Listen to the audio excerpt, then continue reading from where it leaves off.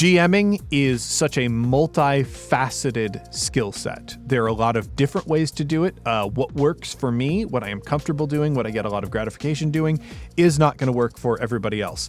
There are people that I have known who like maintain their own setting and have like hundreds of pages of notes on that, and every little hex is like planned out for what it is. That ain't me. Welcome to Tabletop Talk, a podcast where I talk to creatives in tabletop gaming about more than what they make. I focus on how and why they create. Do you enjoy discovering the creative process that brings your favorite games to the table? Then you're in the right place.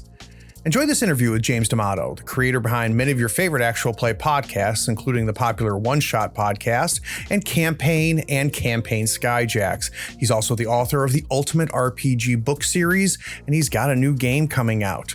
We talk about the role Gen Con plays in his creator origin story, his initial thoughts on actual plays. Spoiler, he didn't think they'd work at first, and he was wrong, and he proved it. We also talk about his favorite game designer and how she influenced his work. Okay, please sit back, relax, check out the One Shot Podcast Network, and enjoy my time with James. This is Chris Spivey. When I'm not looking for another ball of scotch, you'll find me listening to Tabletop Talk. Hi, friends, Craig here. My guest today is James D'Amato. James is the author of the Ultimate RPG series, co-founder of the One Shot Podcast Network, and host of the Star Wars Odyssey and Campaign Skyjacks podcasts. He trained his improvisational comedy at Second City, and today he uses his education to introduce new people to role-playing. He incorporates improvisational storytelling techniques to create entertaining and compelling stories for RPG campaigns and one-shot adventures. Jesus, James, that's an intro. Welcome to the third floor. Well, hello, heroes, and thank you so much for having me, Craig.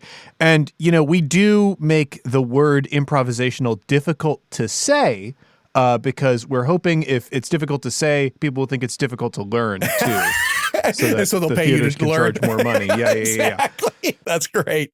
So, James, unfortunately, I'm going to subject you to the freaking question you've been asked on every freaking podcast you've come on, but I'm going to phrase it a little bit different. Which is, there was a day, James, you knew nothing about tabletop roleplay. You'd never seen a character sheet. You'd never rolled funny looking dice. And then it was put in front of you for the very first time. Can we go back there?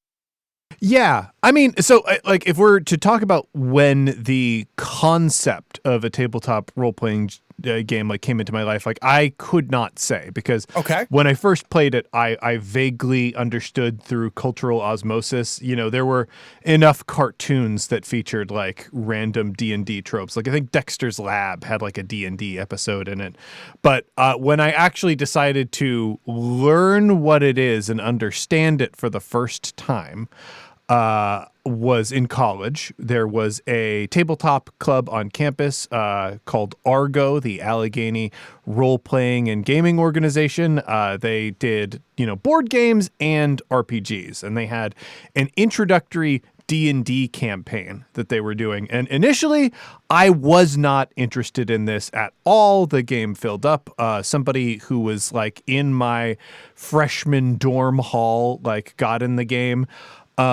And they weren't super loving it, but in the game, somebody that I had developed a crush on in the first few weeks of college was attending.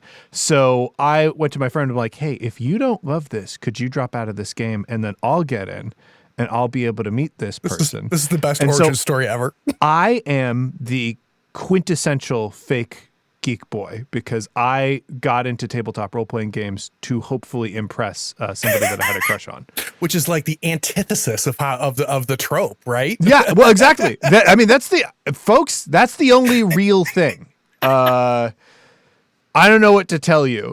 People are throwing up a lot of smoke screens about it, but that's the truth. That's the only thing that I can verify ever actually happened. All right, so I need to pick into this a little bit if I could, James.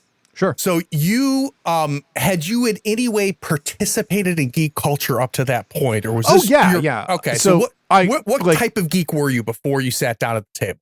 I was definitely really into video games. I played Magic the Gathering. I was especially into the Lord of the Rings films, like middle school through high school. I was into them in a different way than, say, your Brennan Lee Mulligans, who, that's somebody who really invested learning about the mythology. I was like, well, what if the cute actors were kissing?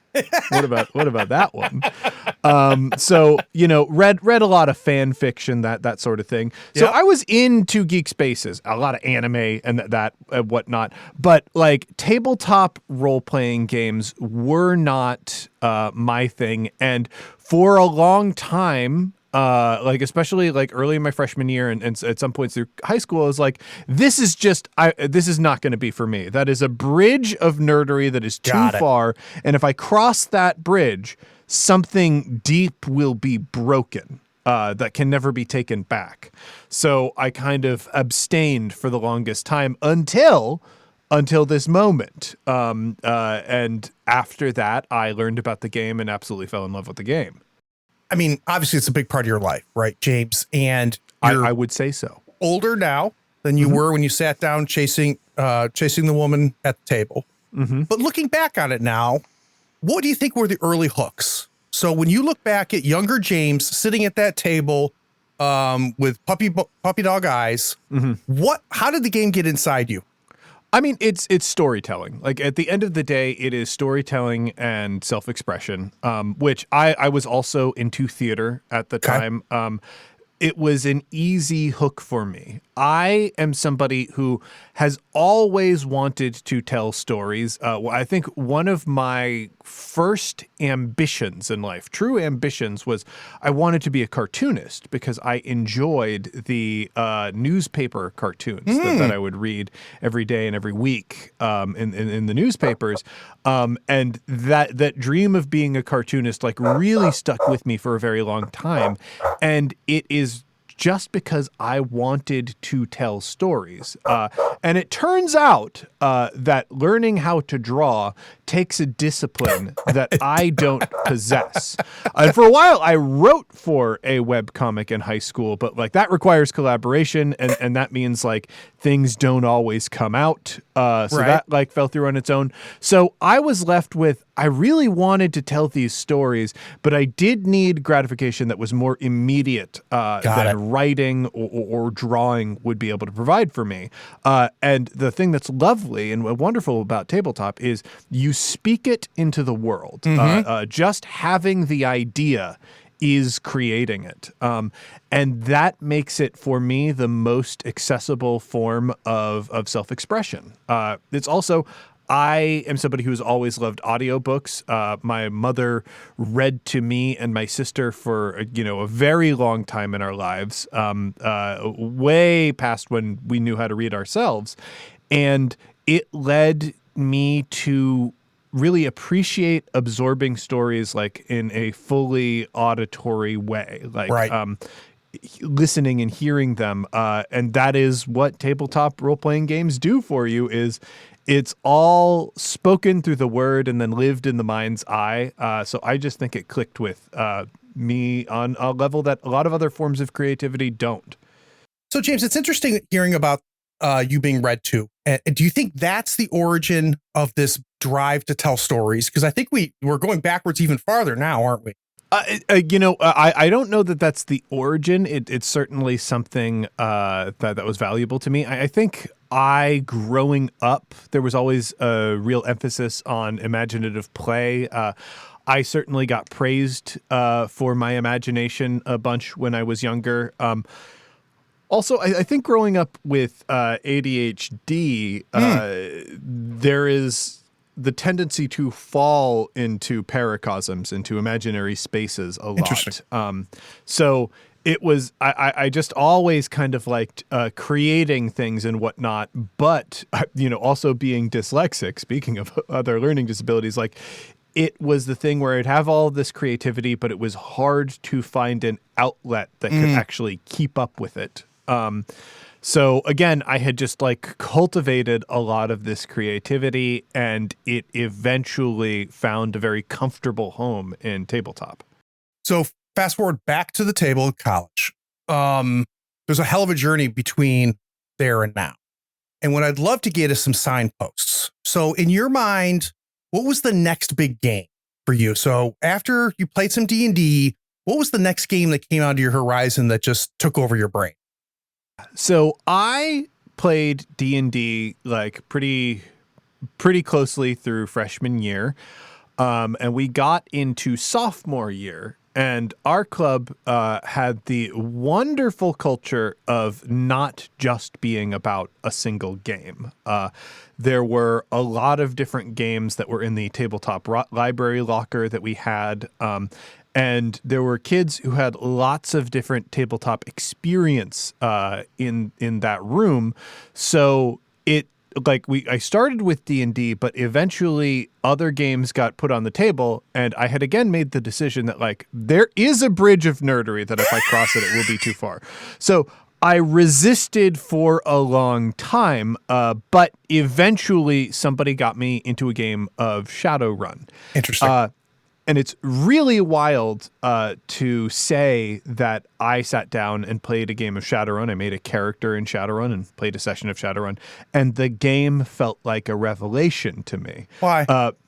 Because it just had different ideas. It was just doing different things, and it had different and distinct mechanics to back up those things. I liked that it was a build point system, and that a character could truly be cobbled out of whatever abilities you wanted for it. And so I really loved Shadowrun, but I probably a couple months later that year, like Shadowrun is this big awakening of like, okay, maybe I can play other games and whatnot, and maybe it's worth getting into that. But then still keep your virginity. somebody put in front of me feng shui, which is a beautiful system. Robin D. Law is made. For those that don't know, feng shui is based on kung fu, Hong Kong specifically action films, and it had truly brilliant mechanics. I think the first truly brilliant mechanics I've ever experienced.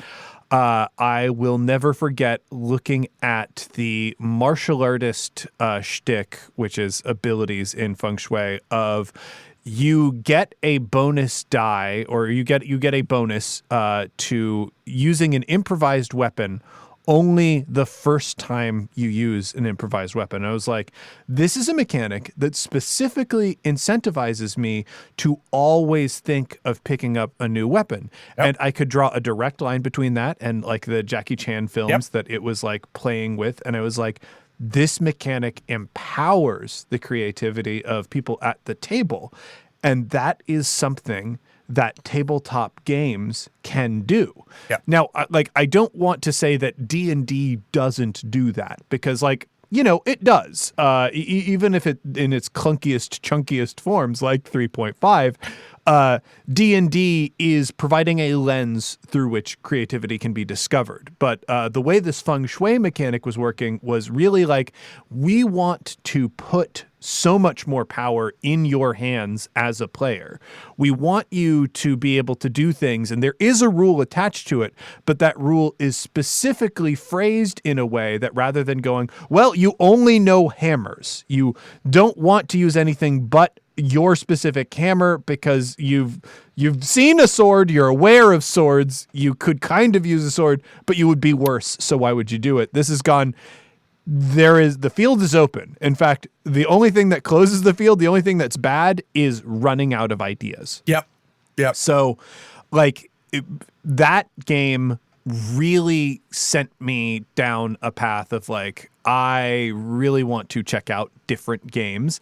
And by the time I graduated college, I thought I had. And I had maybe played like 12 games or something. But, going to Gen Con or whatnot, talking to people in different RPG spaces, it definitely felt like I had a much wider experience in games than a lot of the people that I was encountering, because most people were either playing D&D or at that time, even way more prevalent, Pathfinder. Now, did you have a hard time jumping, right? So Shadowrun is a jump from D&D. There's no question about that. But there's a lot of feels same, right? Yeah, it is. Shadowrun is just D&D. And we can admit that. It's D&D with different pants, and those pants might have, a lot more LEDs on them, a little more chain wallets and punk trappings, but they're the same pants. The stats are practically the same. There are different core mechanics, but especially in the beginning as a player, when you're learning, it is roll this many dice and this is how you decide what a success is. And after that, it's like, okay, I learned it. And if you care about something, then you will dive into the 300-page manual and dissect the character abilities to build your unstoppable death machine. When you do a complete paradigm shift, because Feng Shui is not D&D and it is not Shadowrun. How hard was it for you to wrap your head around it? Did you bounce off it at first, or did you just immediately go, I'm all freaking in, tell me what to roll? Definitely all in, because here's the thing, Feng Shui, even though it is very different, is conceptually much simpler. The characters are kind of built out of the box. In fact, even the parts of the characters that aren't pre-built, like in the ability descriptions in the game book, would say, hey, this is a broken combination. If you combine this with this, it's going to be really powerful. So it kind of took down a lot of those barriers. And that is how a lot of, in my experience, indie games are designed. If you have a D&D 3.5 brain or a Shadowrun brain or something like that, you have the kind of skeleton that is necessary to understand a simpler system. And, I even at the time, with no design sensibility or whatever, was able to look at that Feng Shui mechanic and go, oh, I understand even the underlying principles behind this design and how it works. So I didn't have as much trouble. I will say there was that period of intimidation, right? Of do I want to dive into another game? Because my two experiences thus far had been D&D 3.5 and Shadowrun, which are deep, complicated pools with lots of weird, jagged edges to them. And Feng Shui, I found out, was very different, but I was going, it did take me so much to achieve this level of mastery of the mechanics that I've learned thus far. Do I really want to start that up again? And after going through it with Feng Shui, it just got to the point where it wasn't intimidating anymore. So I'm taking my daughter to the James Museum, right? We've already looked at the exhibit for the early years, the early storyteller years. Then we go, we go James in college, and we see you playing D&D at the table. We see you discovering Feng Shui. What's the next exhibit? What's the next big milestone? So that would be attending Gen Con. I did not attend Gen Con until after I had graduated college. And I look at my history with Gen Con as different phases that sort of transitioned me into the professional space. At first, Gen Con for me was, I'm going to sign up for as many games as possible. I remember Chaosium had all of these wonderful Call of Cthulhu games. There was one where you played the Bat villains based on Batman the Animated Series, going through a Cthulhu adventure that was a truly wonderful moment for me, because I got to play the Joker, and I have a decent Joker impression. So walking away from the table felt like a performance. There was this Zorvental D&D 3.5 game that was played. And so Gen Con was this space where if you needed people, if you needed a game that took 24 people to actually make it work, you could get that.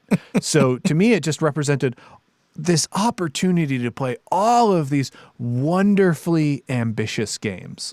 All of these truly exceptional experiences were there because there were all these people who were so interested in tabletop in the same place at the same time. So the first few Gen Cons, the first 2 or 3, I would just sign up for as many games as possible. And then that turned into, actually, I have game concepts that I want to run. So I want to pause real quick here, though, James. Where does that come from, right? So I have played a shit ton of games. I've been playing games for decades now, and I created the table. I'm a GM in most of these games. What I'm always interested in is that spark that exists in some people like yourself that says, I don't want to just play other games. I've got ideas that I want to extend that extend beyond my table. Do you know where that comes from before we go to the Gen Con where that hit? It's hard to say. I just had this love. It did not take me long I did need to learn multiple systems first. Right. But after multiple systems, it did not take me long to go, these tools, these designs in the game are the building blocks that I can use to see stories that I want to see play out. And I think my first experiences running a table in a GM role would actually be, we had so much fun creating characters in D&D 3.5. And we were really, really into power gaming in my insular group of friends, that we'd create characters. We'd spend 6 hours on a weekend, creating characters together, pouring through different manuals, finding different abilities and whatnot. It would get to the point late at night where we'd finally finished our characters and we'd be like, well, we want to take them out for a test drive. We want to see how these things go. So I would just grab a monster manual and be like, okay, let's see if you can take on a CR that's 5 levels higher than you and see how that goes. So that is where it started. And once I had okay, GMing is just operating the other side of things.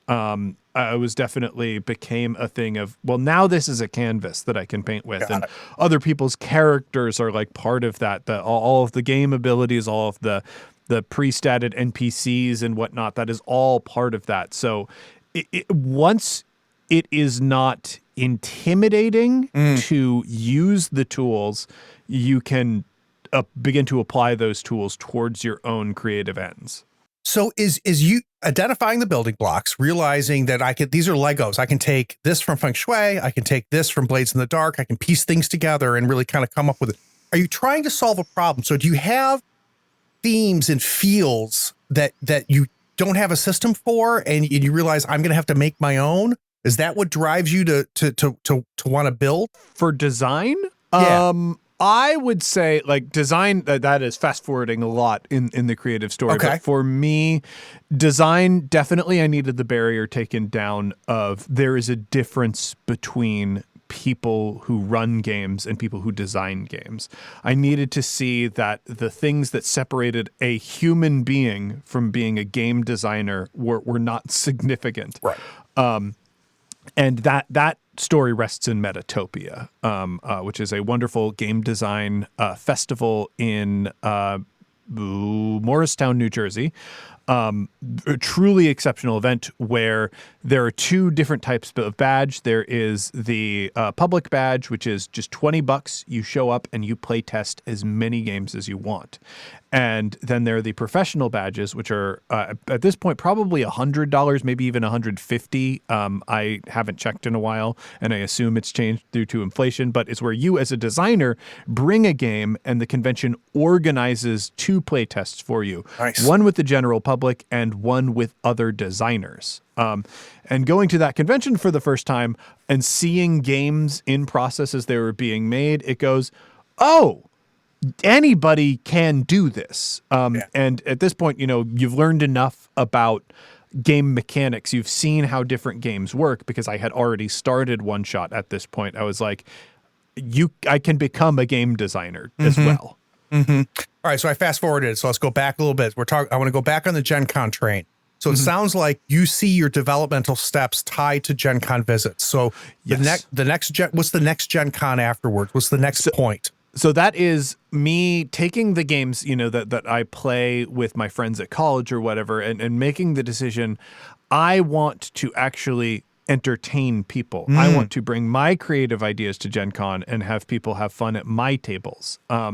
And so my Gen Con shifted from signing up for as many games as I could to signing up for as many game slots to run as I could. I took 2 adventures that I had made, which both eventually ended up on One Shot. They were the Pulp Call of Cthulhu, where I got I set it in around the 30s, 40s, and it was like Batman and James Bond and like a bunch of characters that could conceivably have been alive at that era, Indiana Jones, and just putting them all in an adventure together, which was a lot of fun.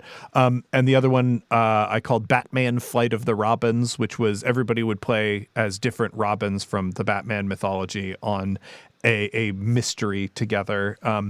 And it was so much fun running those because I put up the type of games that I would have fought to get into when we were registering for Gen Con. And so it became a thing of like, I showed up and I actually gathered a couple of fans from that, like people who would be like, I played in this guy's games last year. Next time he puts up games, I want to be in that. And like that, got me a taste of like seeing my creativity like appreciated by an audience.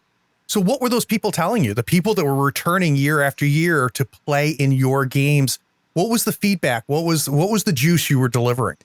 I think mostly for them, they were excited by the concept of the game. And there is this period where somebody who is excited by a game concept sits down and you have the potential as a GM to run your table poorly enough that they go, this isn't what I was hoping for. And what is more likely to happen is whether you're middle of the road or doing a great job, like it goes, this is what I wanted to get out of this experience. I was so hyped up for this experience. So really what I think in those years, what people were responding to was my initial creativity and me not losing my audience, How did you do that? I think it's just practice. I think it is just run enough games that you learn how to collaborate with a group. Like that games are collaboration. GMing is such a multifaceted skill set. There are a lot of different ways to do it. What works for me, what I am comfortable doing, what I get a lot of gratification doing, is not going to work for everybody else. There are people that I have known who like maintain their own setting and have like hundreds of pages of notes on that, and every little hex is like planned out for what it is. That ain't me. I'm not into that, and I don't think I would make that work very well. That is a style that works for some people. I think with my style, and the thing that ended up working for me is I was really interested in seeing what decisions people would make in different situations, especially when I was using like these archetypal characters. Like I wanted to see like, what does your Batman do? How do they morally approach this situation? What excites you about being Batman in a universe where that is an almost insignificant thing? So I wanted to see what people would do with it. And I think that is part of the heart of collaboration, of like wanting to see the choices people will make. So at the end of the day, whether I couldn't tell you because I am so far from those experiences. I don't actually know what people were responding to in those moments. But like, I do know I promised them something and I didn't screw up on that promise. I delivered on what they expected it to be. Do you remember ever being a bad GM? I've definitely made moves as a GM where I look back and go, I could have probably done that better or stronger. I don't think I was a bad GM because by the time I started GMing, I had like 5 different people run a table for me. Got it. And I think that makes a huge difference. Being able to see how other people do it so that you're not just aping one style that may or may not work for you. Because I was in this college situation, I had a handful of people run different tables, and I got to experience how different people approach it. And I had people who were my favorites and people who I didn't like to play with. And so I eventually just ran my table the way I would want it run for me. So I think while I have grown in skill as a GM and really developed my creative voice in that role, I don't think there was ever a time where I would have been sitting at the table and gone, this guy is so frustrating and clueless. I hate playing with him. Right. Which is, I think that is the only bad GM out there. And really, for a lot of people, it's just a stylistic mismatch because, the other people who I didn't love playing with as much, they had their regular groups, that they were playing with in college. So clearly people enjoyed that style. Yep. So you are now running games. You're getting a ton of energy and satisfaction. You're having repeat quote unquote customers as you go through there. Something else happens. And if I'm jumping too far ahead, yell at me, but when does the desire to broadcast come in, right? When does the time to share become an energy inside? You are right on schedule. And I was in Second City at the time, going through the conservatory. And one of my buddies at Second City, Alex Manich, had introduced me to podcasts, and we were listening to a show called Improv for Humans by Matt Besser, who is one of the founders of UCB. And it was like kind of revelatory to us because it was audio only improvisation, which is really cool. But it's also improvisation where you don't need to jump through all of the hoops that you normally need to get on a stage. It's all there for you. Put a mic down and that's it. So it didn't take long from us listening to this podcast to be like, let's do a podcast.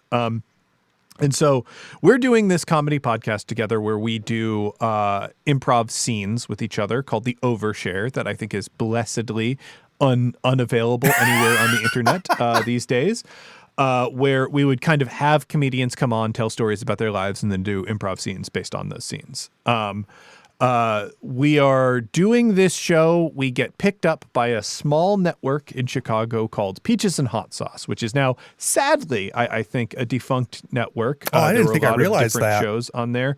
Yeah. Peaches and Hot Sauce has been gone for a while, which, is fine. Like, that all sorts of creativity is ephemeral. But Peaches and Hot Sauce picks us up, and we are doing our show under Peaches and Hot Sauce, earnestly hoping to grow its audience, to get it to be bigger and bigger so that, we can somehow engineer this as part of our comedy careers.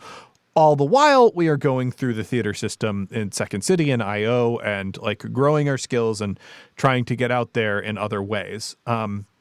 And my boss on the network, Pat O'Rourke, came to me because he listened to another show that was on the same network as Improv for Humans.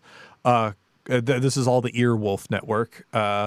And he was listening to Nerd Poker. And Nerd Poker by Brian Posehn Brian Posehn, maybe, is just a D&D actual play. It was a D&D actual play that, like, predated my show by a couple of years, predated Critical Role obviously by an even more significant number of years, and he was like, I know that you play these games, these tabletop role-playing games. Can you develop a show like this for our network? And I was like, no, that's impossible. Because why was that your reaction? I was certain that tabletop role-playing games, the true experience of a tabletop role-playing game is being part of the table.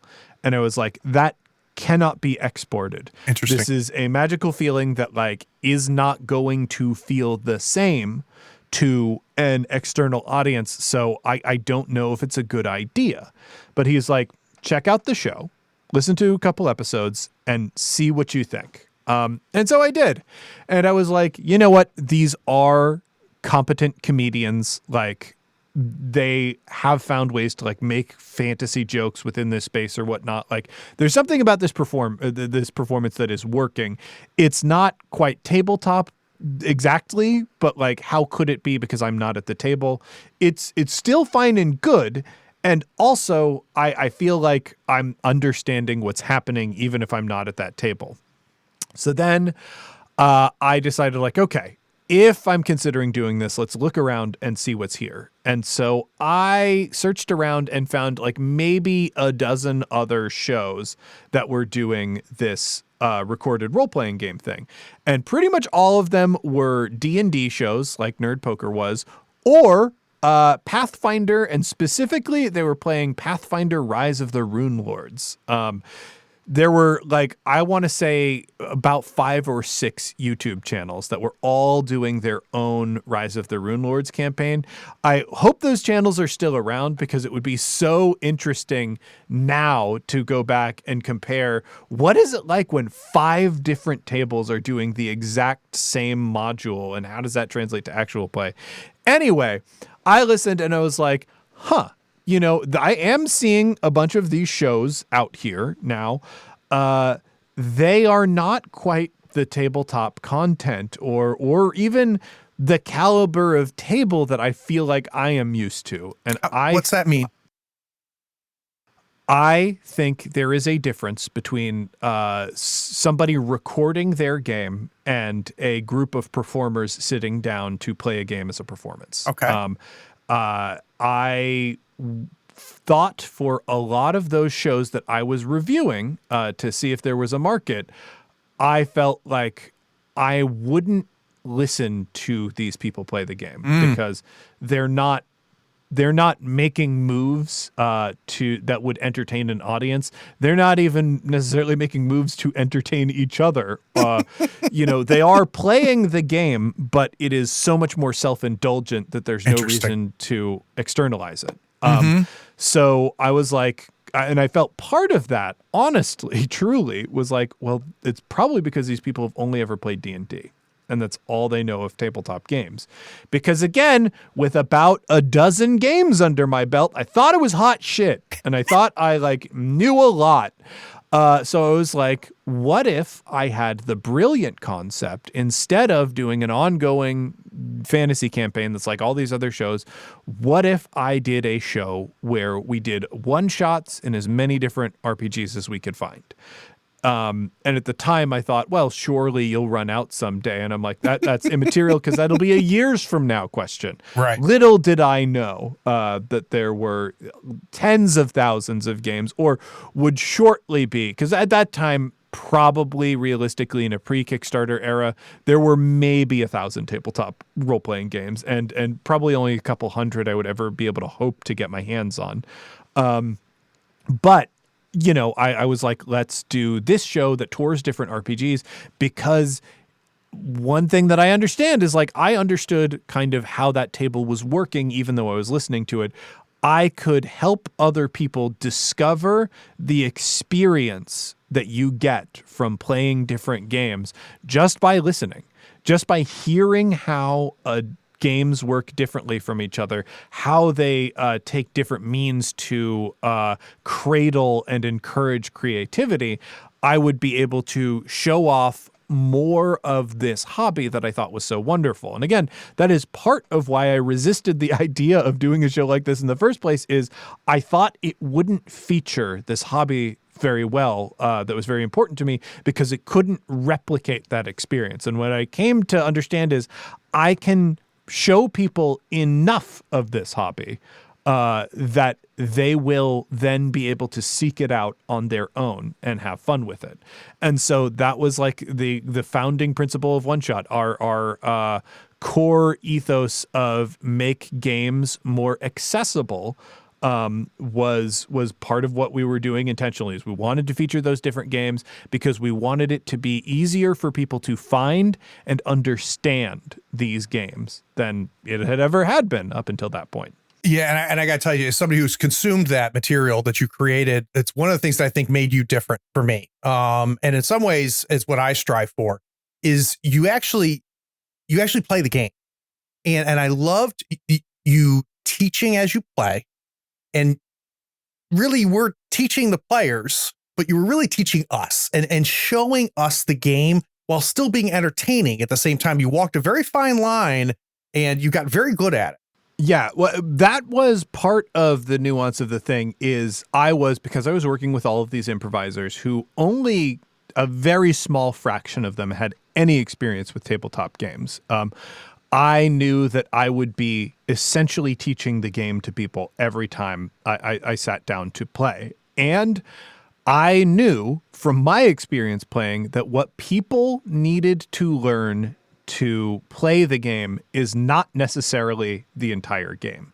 That is a stumbling block that I have run into a bunch of times when people have tried to teach me games in the past, is they think what I need as a first-time player is to sit down and understand the entire game, which is something that only happens through osmosis, at least in my mind. There are people who pick up the book and are able to fully comprehend those rules and grok it and sit down and know how to play like that.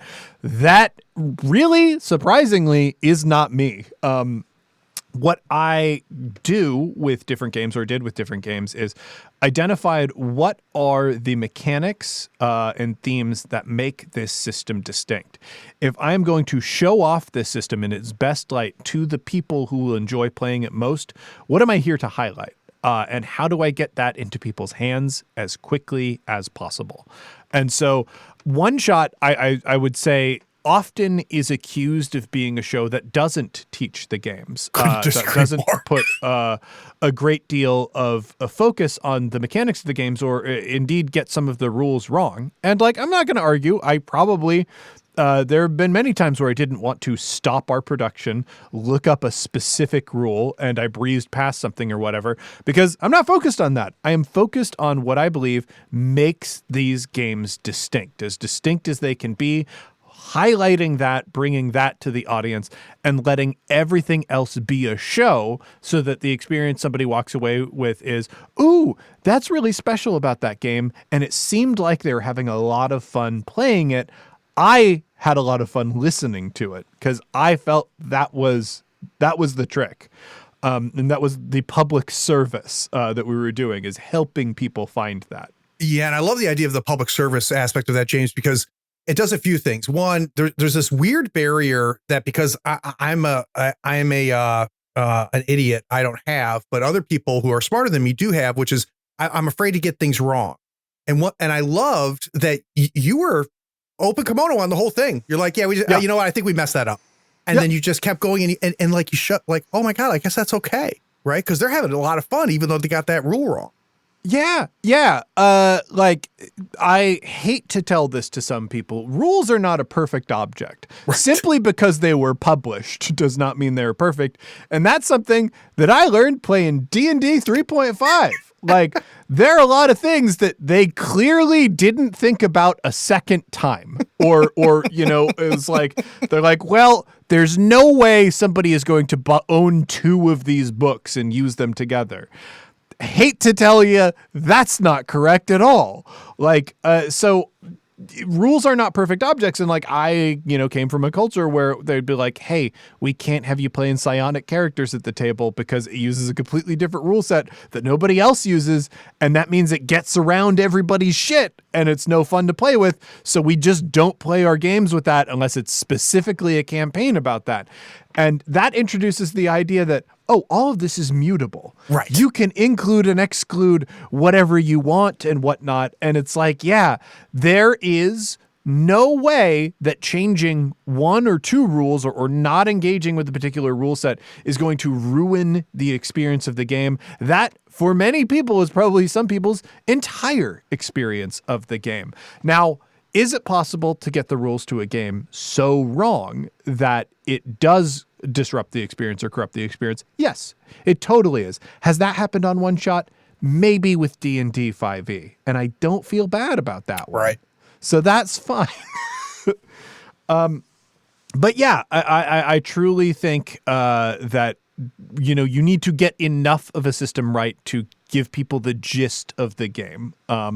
And like that happens at tables all the time too. Like, it's probably pretty rare, unless it is super important to one of my players at my table, that I would stop a game to look up a rule, unless it is a super important moment that predicates on one rule hinging one way or another. It'll be like, we might have gotten it wrong or whatever. Let's skip past this and get back to the part where we're playing the game instead of talking about the game.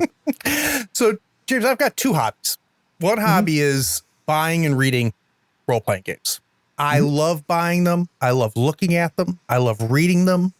And another hobby I have is playing. Sure. And in my mind, those are two distinct hobbies. Yeah. And you're, I think, uniquely positioned to talk about this with me because I'm very fascinated by games that read one way but play different. Games that games I don't really I don't understand reading them.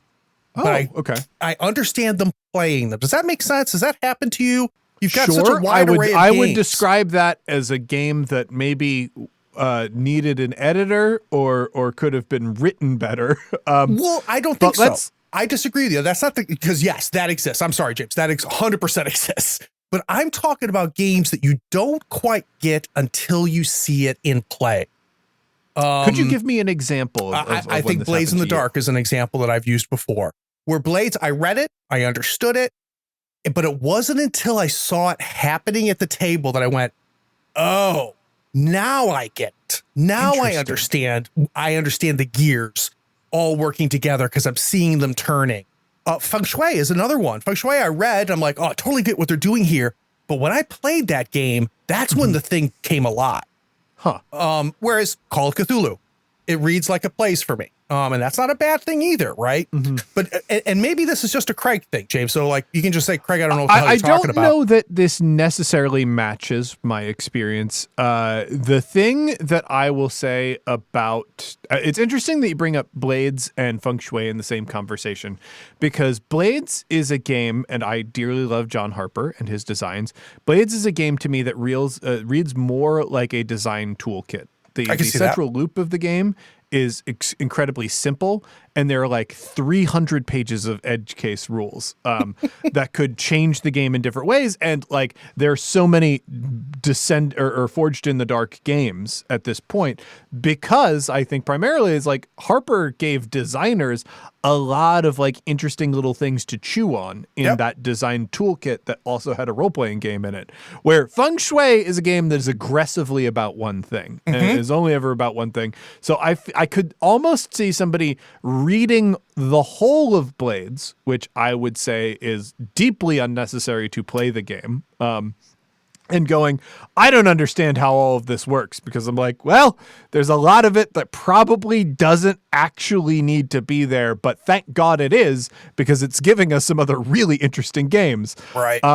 And what Feng Shui, I would definitely see there being a more direct line of, I see how this is forming a particular type of experience. But there is a logical leap there of it's doing that it's designed in a way to make that experience passive. In that, that's interesting. What do you mean by abilities, that? So like the abilities are like channeling you into making creative decisions. So I could see like sitting down at the table is like, oh, the whole engine's running. If you gave somebody a bunch of tubes and cylinders, they'd be like, well, I don't see how this could make a car move. But if they're all put together and moving, it's like, oh, cool, car go fast. That's what I cared about. So I could see that, and there might be the misstep, and that's why a lot of people's experience of role-playing games is not reading them. Like, the majority of people who engage with the hobby have not read maybe beyond the stuff they needed to create their characters, if they've done that. Yep. And it's because it is a slightly different thing to jump between the processes on the page to the process that happens at the table when the game is played. So guys, the Insider Insight series gives me an opportunity to talk to designers, developers, artists, writers, and creators and learn how they approach their work. I try to understand their process, inspiration, and the methods for crafting their creations. We've got a good start here. We're going to take a quick break. When we get back from this break, we're going to talk about something James actually made. Oh, Captain, my Captain. We'll be right back.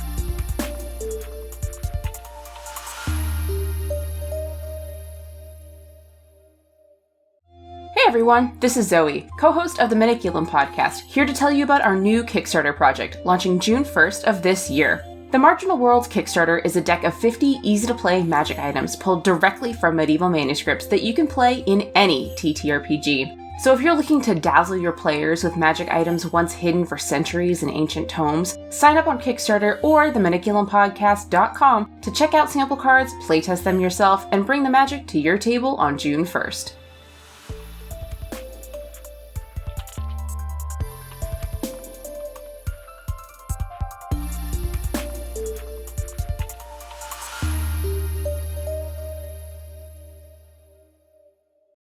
So I feel like I've got a much better sense now, James, of a little bit who you are, what drives you. Now I want to kind of put it into a use case, and we're going to use Oh Captain, My Captain as kind of that use case. So very quickly, I'll read a small caption for those in the audience that aren't familiar with it.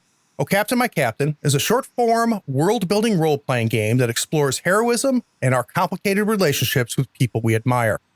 Players draw from a deck of cards with open-ended questions. As each question is answered, it helps them learn about their character, their world, their captain, and the complicated relationships they have with a living legend.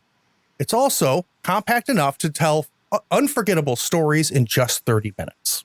Mm-hmm. Now, there's the day where you started to make Oh Captain, My Captain.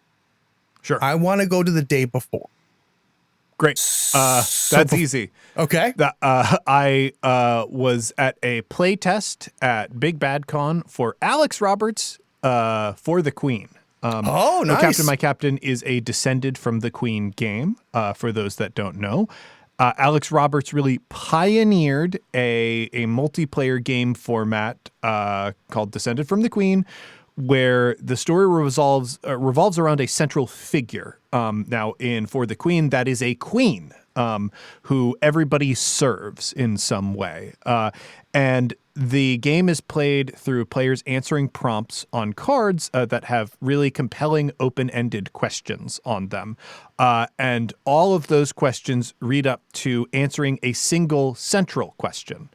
Alex had based part of this design on The Beast, which is a indie RPG that was for solo play.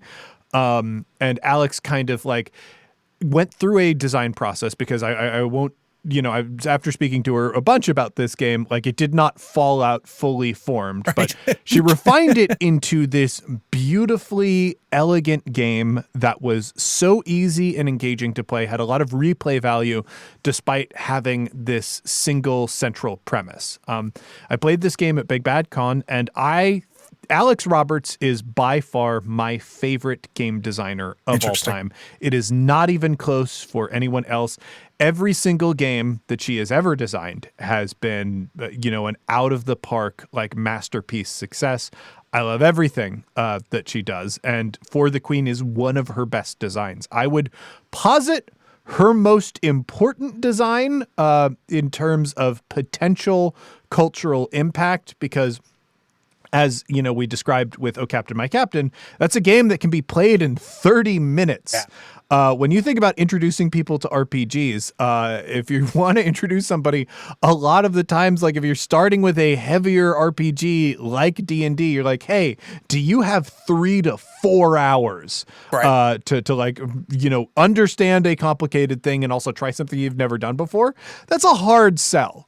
But this being a game that's remarkably simple, that teaches you how to play it as you sit down to play it. Like, there's so much about the design that is genius. And I was so compelled walking away from that table. And I was coming from a, design culture at the time that was, heavily influenced by Powered by the Apocalypse games. I don't think Blades was on the scene yet, though I might be mistaken about that.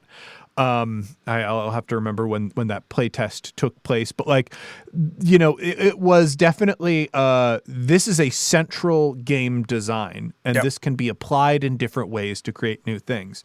So I walked away from that table and that experience that I had with Alex with this game that was like, Alex told me was coming out soon from Evil Hat. I was like, oh my God, there's so much potential here. Because of how this game works, it could change everything. And I wanted to, use this new paintbrush to express myself. And so I sat down with For the Queen is really about unbalanced power dynamics in romantic relationships. The central premise of For the Queen is the Queen is going on a diplomatic mission that could end a war that has been going on as long as anybody has been alive. And to do that, she needs to undergo a secret journey, and she's going to travel with a small retinue, which includes all of the players at the table. And you know that she has chosen you because she knows that you love her. Mm-hmm. That's the premise of the game. And the final question in the game is, the queen is attacked. Do you defend her?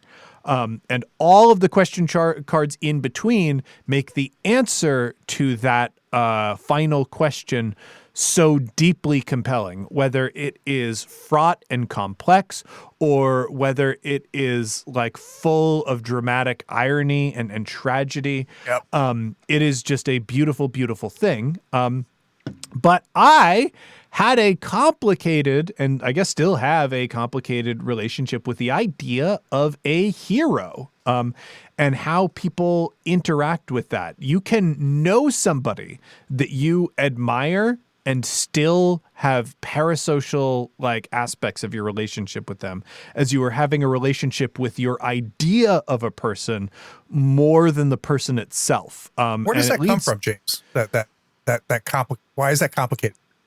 I mean, it's because I have been doing things in the public eye, and there are people who have a lot of complicated ideas about me that I'll meet at conventions and whatnot.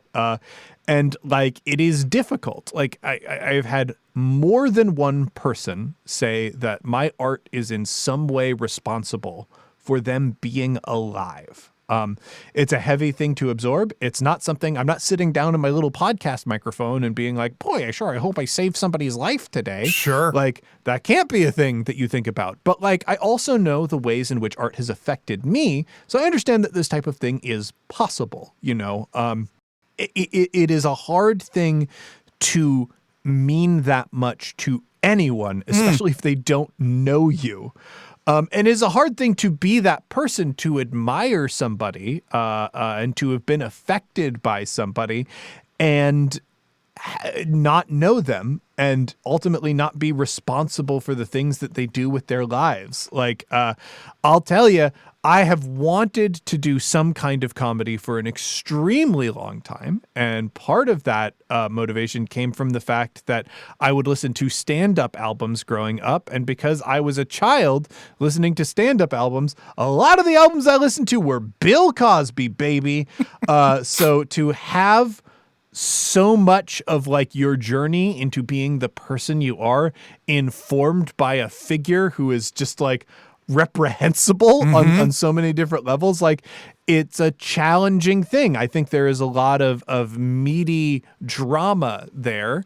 And I felt that a Descended from the Queen design was a great way to express some of that and still indulge in the wonderful world and character building aspects that make Descended from the Queen designs so wonderful.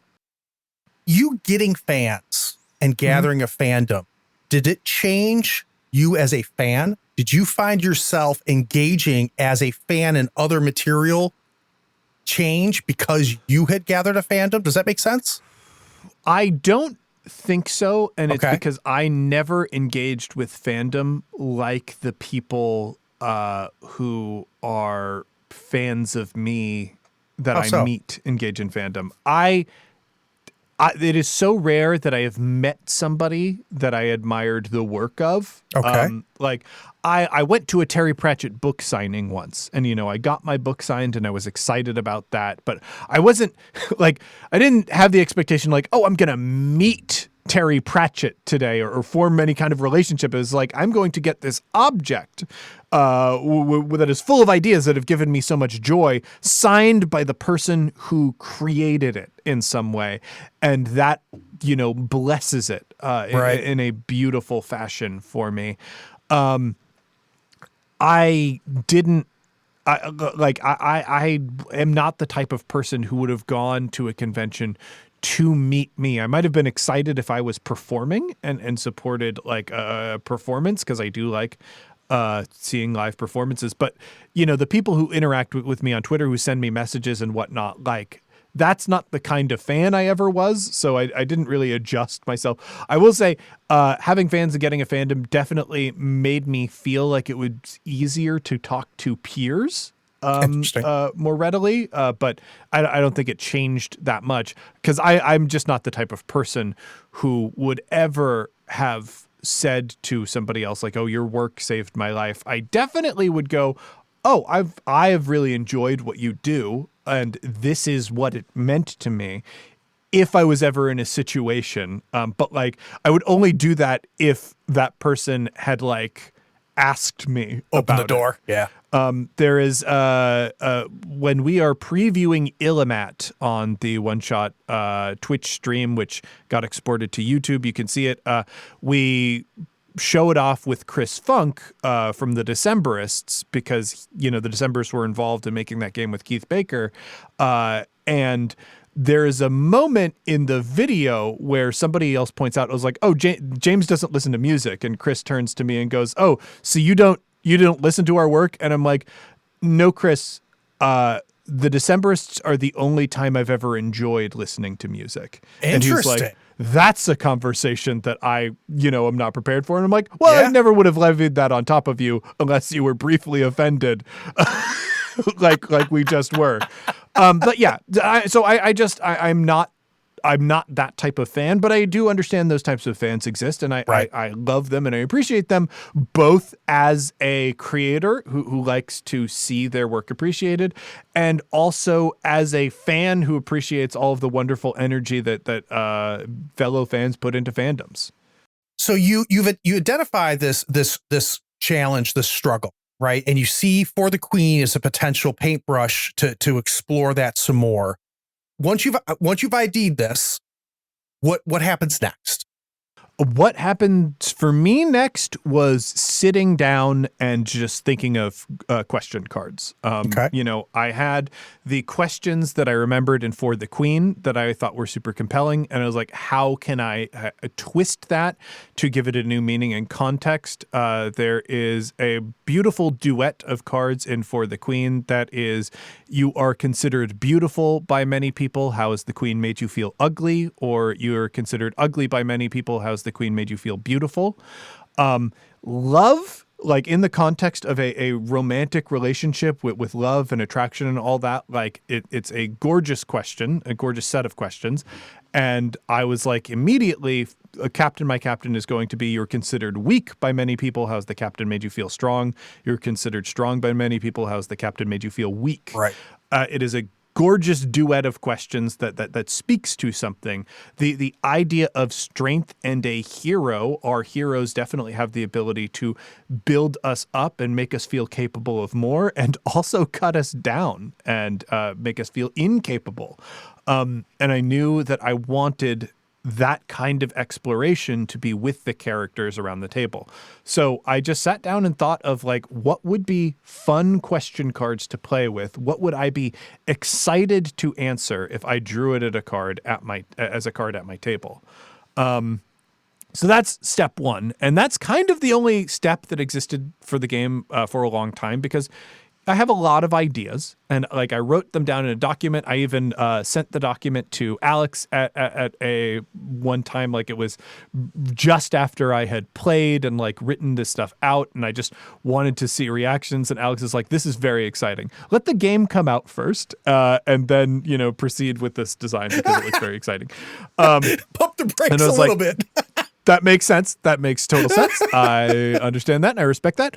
And so like it was like a concept that was drifting around in my mind, and eventually got to a point where, as a professional at my company, so much is needed just to keep things coming out week to week, so much attention. The idea of going through another publishing process, because I had made games in the past, I had an inkling of it, and I knew it's too much work for me to make this a game that I kickstart myself or something. Right. I'm only ever going to publish this game with a publisher. Mm-hmm. And at that point, I was in a juncture of history. Where I was like, well, game publishers don't publish games anymore by other people. They have their in-house stuff, and everybody else crowdfunds their stuff. So this might not ever see the light of day. But I would take it to different conventions and like fiddle with it because it is like kind of an easy performance to do. You know, it is, again, not a huge time commitment. I can please many groups of players with a larger player base with this game. It's a great way to connect with people at conventions. And I was still learning things about the design, still tinkering away with it, not knowing if I would ever have the opportunity to do something with it. And then years later, I get approached by Adams Media, an imprint of Simon & Schuster, to write books for them. And I write a bunch of books for them, and they are well received, and it becomes a larger and larger part of my income. And so I get to the point where I'm like, maybe I can convince them to make an actual game. And I pitch it to my publisher, and they reject it summarily. They're like, we don't do role-playing games. We don't do that. Yeah. And this is cards, so it's too different on too many angles. So I go through a complicated multi-year-long process of writing books and designing card products for RPGs that I think will connect to prove to them that they can sell cards and that they can do more game-like material. And eventually, I just get my editor to sit down with me and play the goddamn game. Because at this point, For the Queen was also like in a weird between stage with its publishing process. And I was talking to Alex, and I'm like, well, you know, I am trying to convince Simon & Schuster to do these things. So like, I get my editor to play the game. She plays that. She plays For the Queen. And when you play those games, you understand them. That might actually connect back to the earlier topic we were discussing, because like reading those raw questions, sure, you can't understand what that game could be, but when you play it, there is a spark that exists, and people seeing that game fly. And so my editor was like, I think we need to get my boss to play the game. Mm-hmm. And when she plays it, she'll understand. And so there is a long process of scheduling that out, but I got 45 minutes with this upper boss at Adams Media and her secretary and my editor, and played this very high stakes game of Captain My Captain. And afterwards waited a few days, but we got the word back that we were greenlit to do it. Wow. And the other part of the design process started, because for me, I thought For the Queen is a brilliant, brilliant thing. And if it has a publisher behind it that is willing to push it as a product, it could change the world. It could change the way people play games, because it is so easy to try as a different game. Like, if the people out there who are scared to try other RPGs, because D&D is their comfort blanket, play For the Queen, then they'll suddenly understand how easy it can be to play other RPGs. And people who have never engaged with the hobby at all have this very accessible way of getting involved right in front of them. For the Queen is not written like that. And I'm going to say all of this with the caveat that I went through an editorial process when my game was designed, and the final language of it I'm not super happy with, but I cannot override Papa Simon and Daddy Schuster and their preferences for certain things.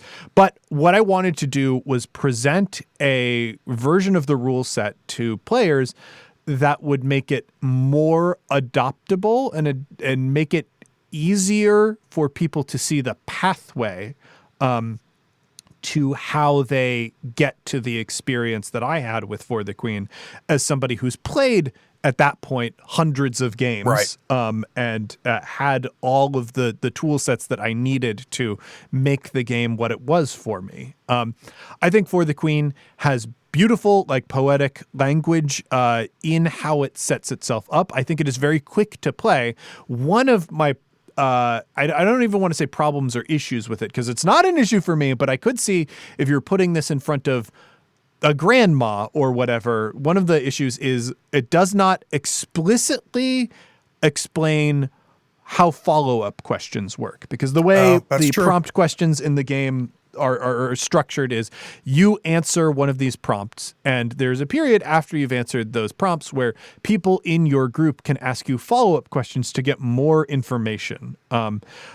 It's really, really cool. It is, I believe, does get a mention in the rules, but it isn't broken down on like specifically allowing people to do things like that. And sometimes if you don't do that, people won't do it.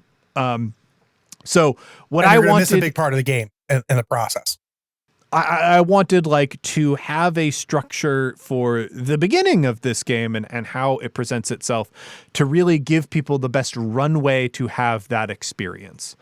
And I also thought that hero worship might be a less threatening concept than a romantic relationship, because people are extremely squeamish in the general public. Even though I think when people actually play the game, people understand for the queen. There's nobody who's really walking away from that table. But I think it might be like that extra barrier to actually getting involved, whatever. So I designed this rule set then to like really try as hard as possible to onboard people, hold their hands in the right places so that when you play that game, it is ready to sing for you, because I wanted this game to be a big success. As I've talked about, like, there was a roadblock with my publisher of massaging them into saying yes to this idea of like opening themselves up to the concept, like, we can do card-based products and they will sell and it will be fine. We can publish role-playing games and they will sell and it will be fine. I had to get them to this point for 3 reasons. The first is it is much less work for me to design a game like this than it is to write a 50,000 word book. Like, that's just volume of work. So much more goes into that. And I have a 2-year-old now, so like I don't have as much time as I used to. The second thing is I wanted the distribution that we have as an imprint of Simon & Schuster over at Adams Media behind an actual role-playing game. Nice. Because I think a big obstacle to RPGs getting into people's hands is being able to find them. And like, what is out there is the most accessible version of this experience? Oh, it's a 300-page rule book. And actually, maybe even like 700 to 900 pages if you think about the fact that it's spread across 3 different manuals. Like, wildly inaccessible. So I wanted there to be an opportunity for a different play style and a more accessible game to be on the same shelves that D&D is on. And the third thing is, if the game is successful, if the publisher likes those sales numbers, they will take that risk on other designers. And I love the RPG industry. There are many RPG publishers that I love. It is not, it fails even where traditional publishing succeeds. And traditional publishing isn't wonderful, but at least they pay royalties to everybody who creates a book for them. That is not always the case with tabletop publishers. Yep. There are good tabletop publishers out there, but it's not always the case. There are a lot of people doing work for hire, which is not a great system to live on.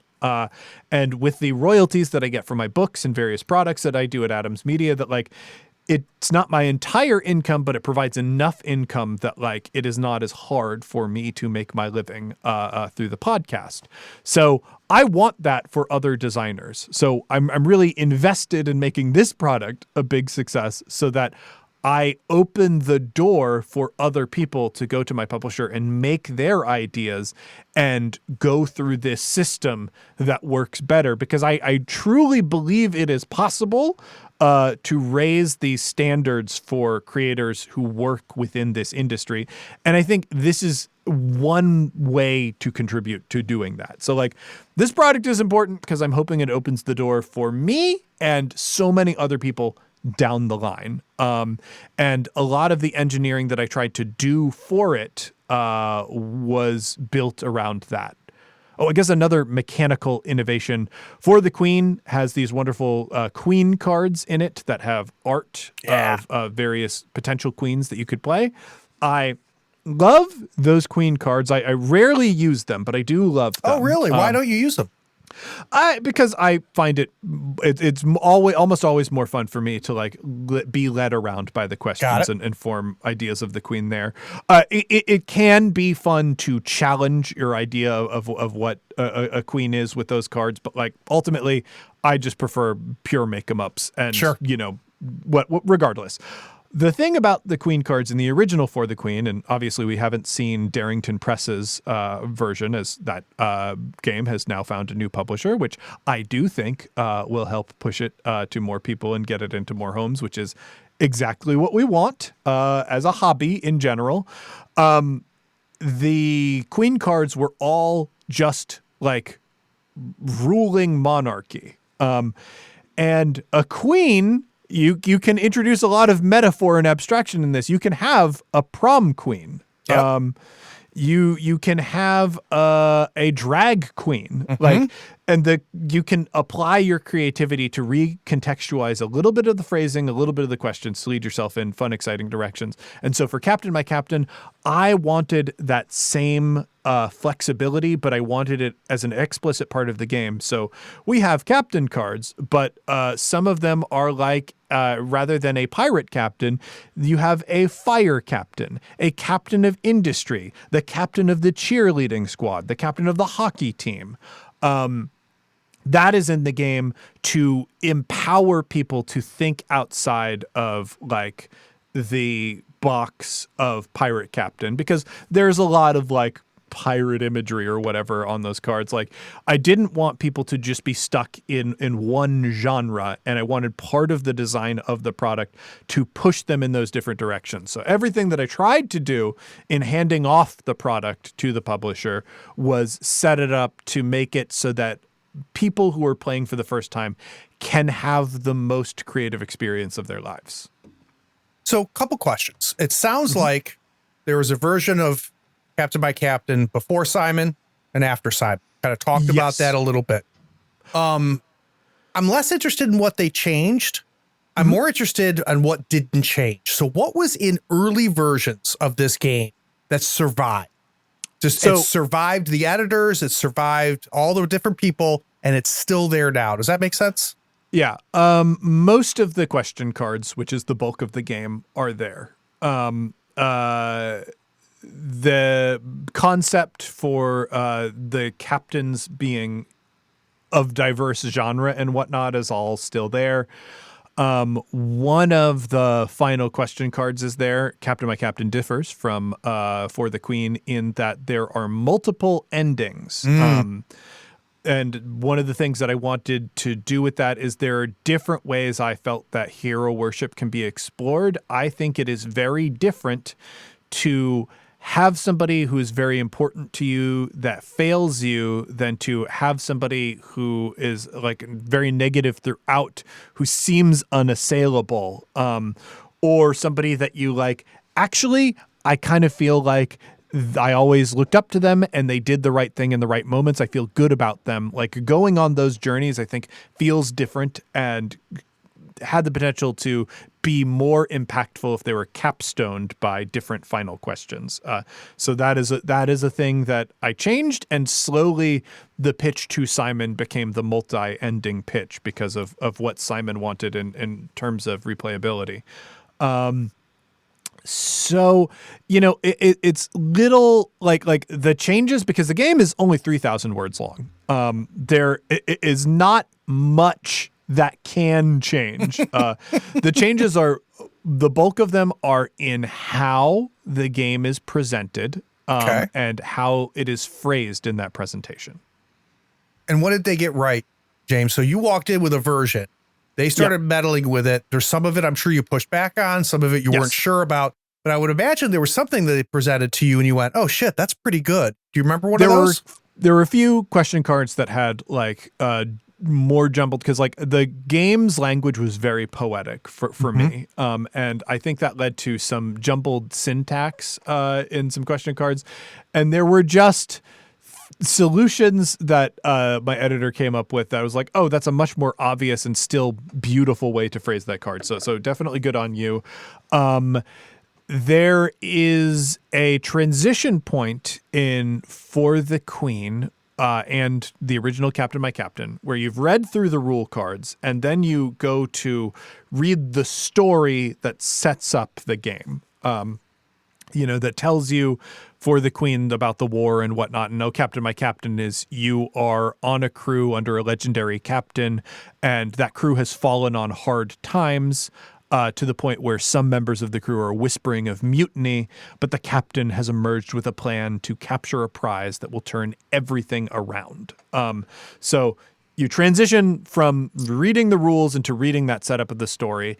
And what the publisher decided to do is let's create another classification of cards. There are the rules cards and there are the story cards. Okay. And the first rule card will say, if you have played this game before, you can start reading from the story cards.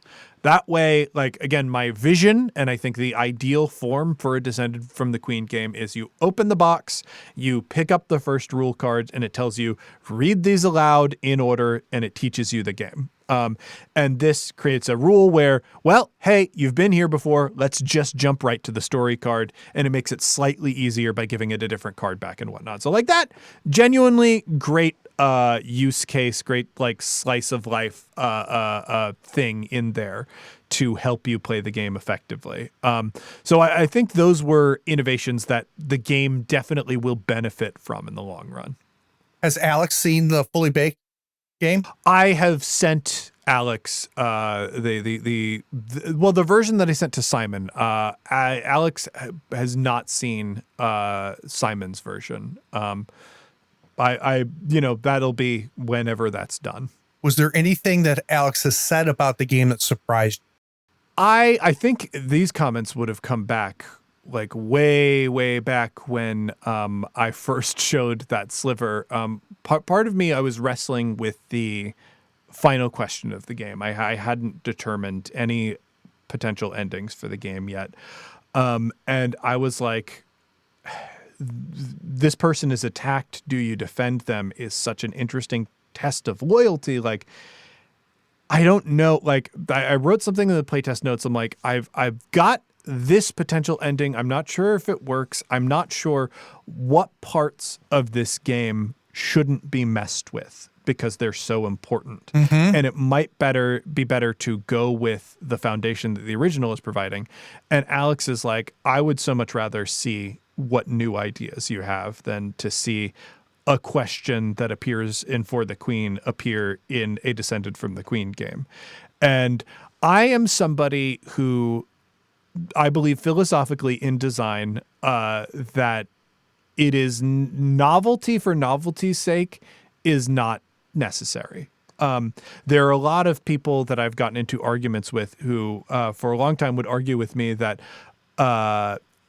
Powered by the Apocalypse games had a negative net impact on the field of RPG design because so many people are designing within that format instead of making their own games. Okay. And I am somebody who is like, it is so much better to have a first-time designer or a new designer have a framework that they know works to build off and put their own ideas into than to say, we should always be developing new games. And you might get interesting novelty there. The overwhelming likelihood is that you will get a mess that the designer and anybody they present their design to will ultimately be unsatisfied with.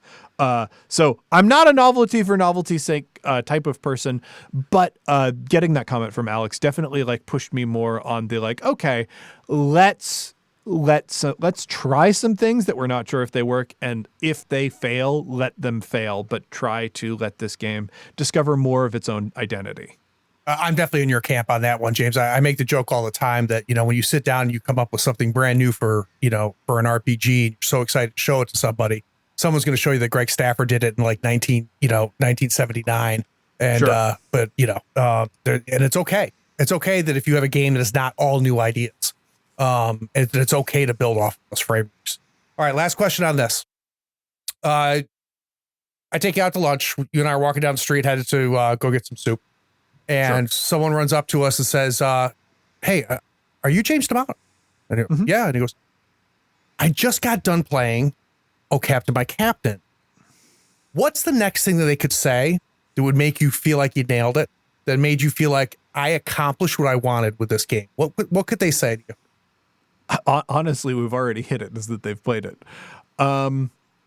I think like the ultimate, of course, is, and I've been working on a game of my own, you know? But there's also, you know, and I got my friend to play for the first time, and I didn't know games could work like that. Like anything that leads to somebody's own discovery and like growth that empowers them to have more fun, like that makes me feel great. And especially if I have done something that has helped people feel empowered creatively, I know that creative self-expression pays dividends on its own. And so fostering that in other people, that is how you empower somebody to be able to say something to you like, you saved my life. Because I know I didn't. What I did do is give you some motivation or tools that were really helpful to you in a really difficult time. And so anytime I hear about somebody being creative after engaging with something that I've done, it makes me feel great. So guys, now that we got a good sense of that, we're going to take another break. We're going to come back and we're going to talk about this new thing for James. We're going to talk about making a podcast. We'll be right back.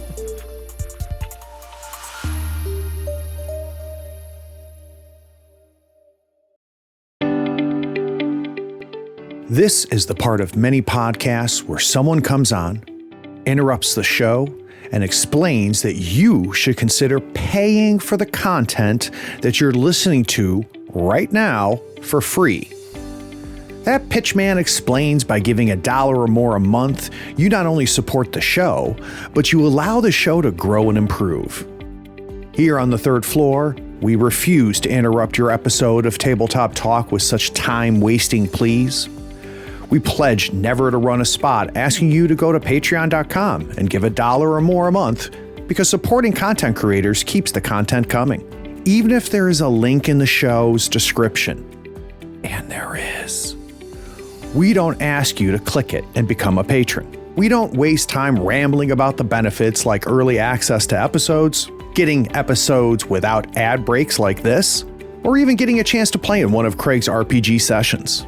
Anyway, enjoy this episode knowing Tabletop Talk, despite being supported by its patrons, won't engage in such blatant appeals for support.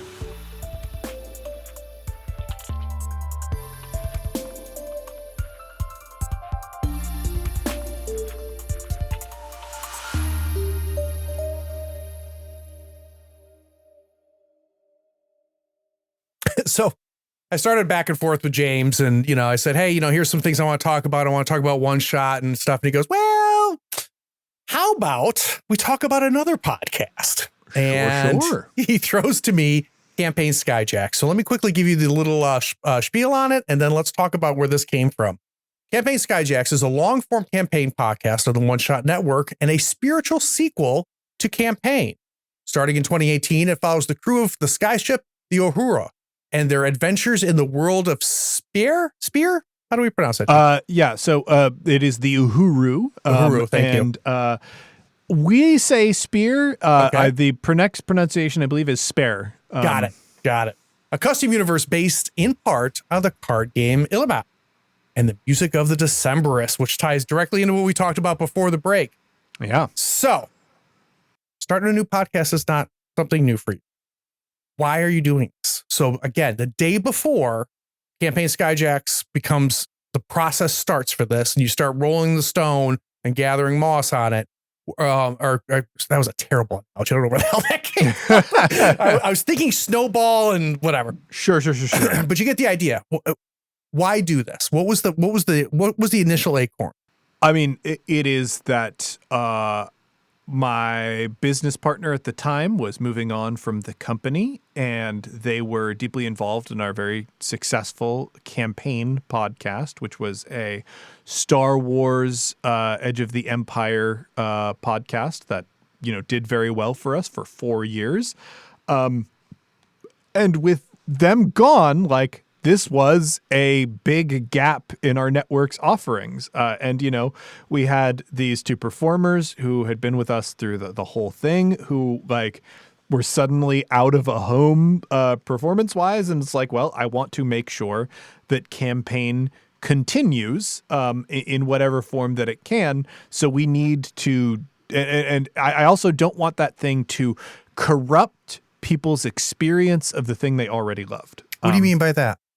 People love campaign Star Wars. Right. And I felt that if the GM who was behind that game left and we kept doing Star Wars, that people would go, this isn't what it used to be. Or, you know, because this isn't what I want from it, this has somehow lessened my love of the overall product. I wanted that to be able to sort of live on its own and people to have their experiences with it and walk away from them.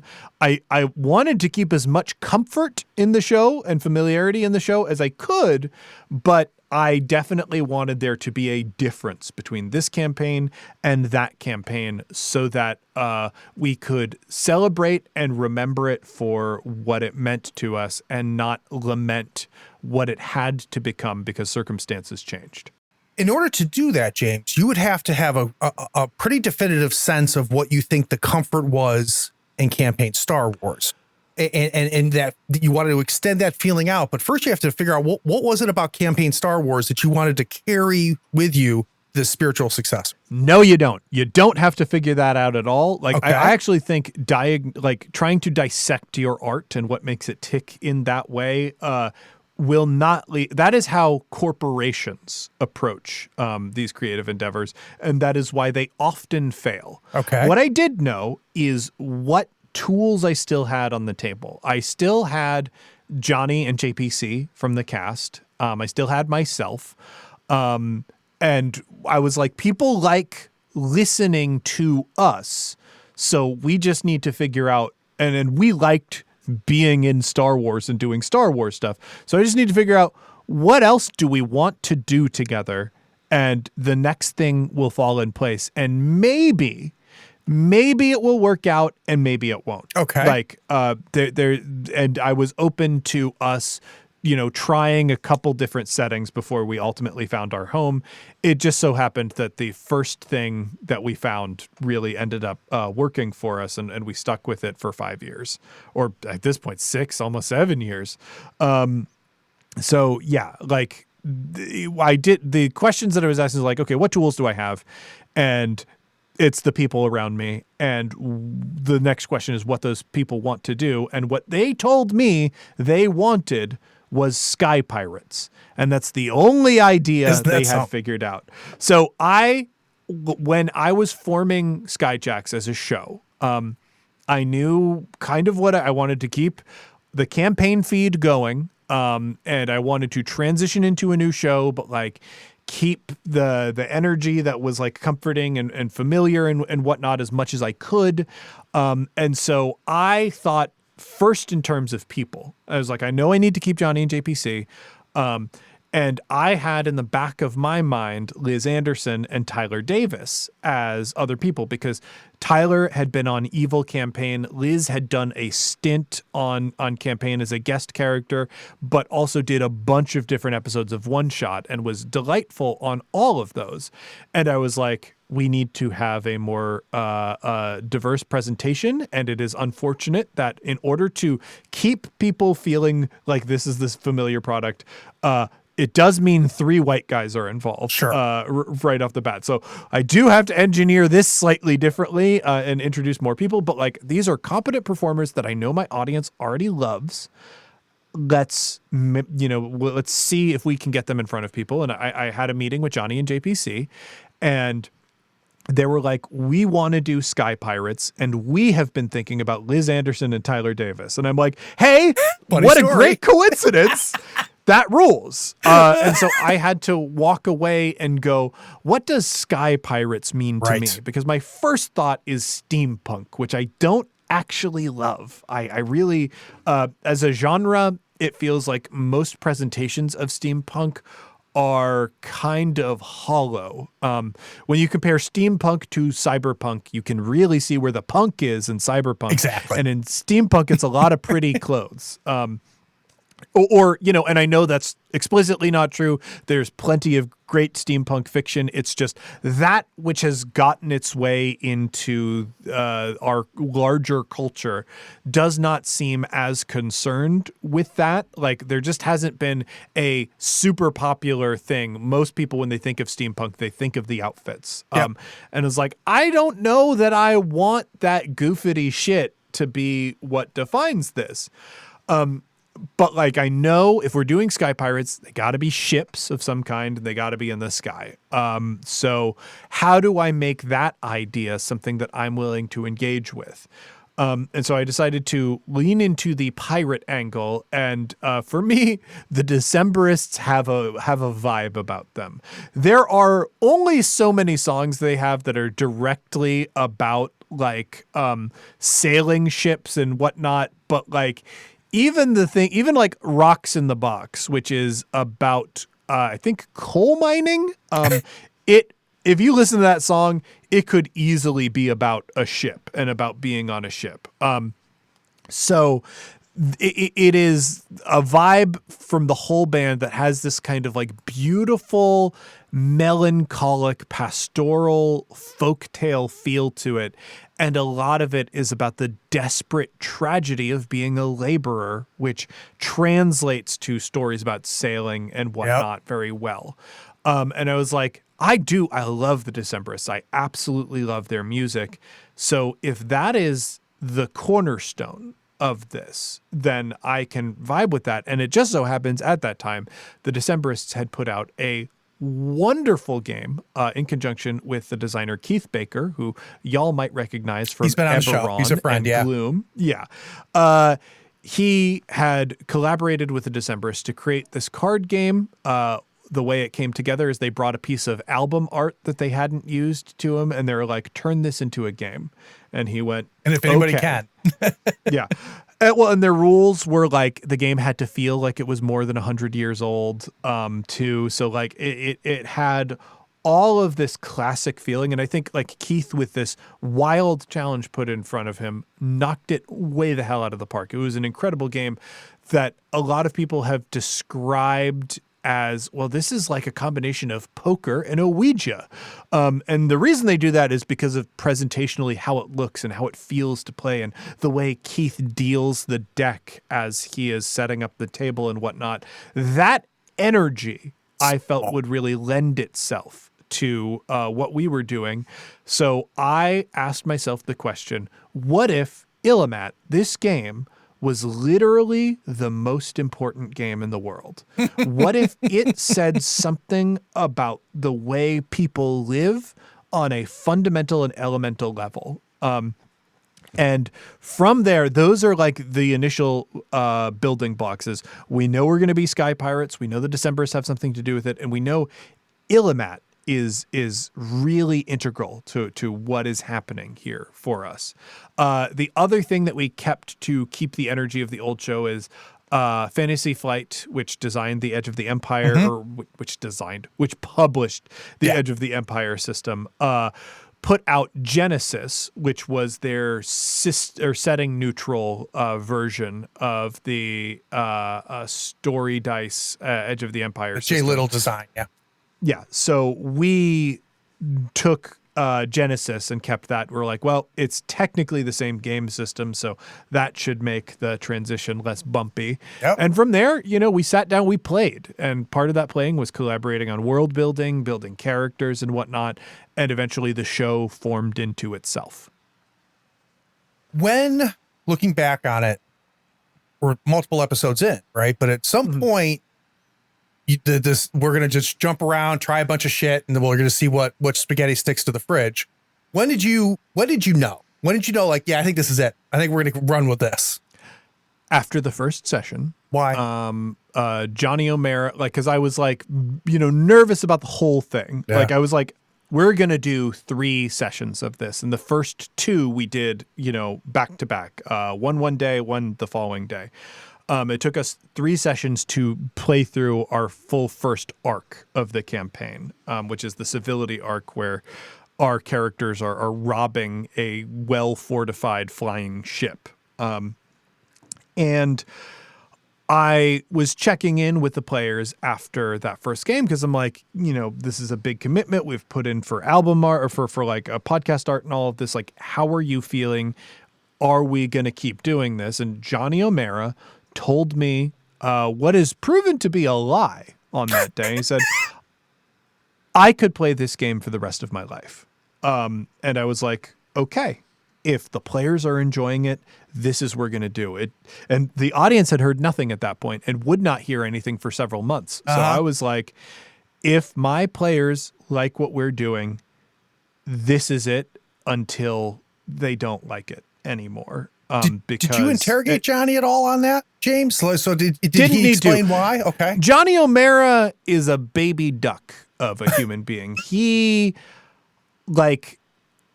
loves what he loves.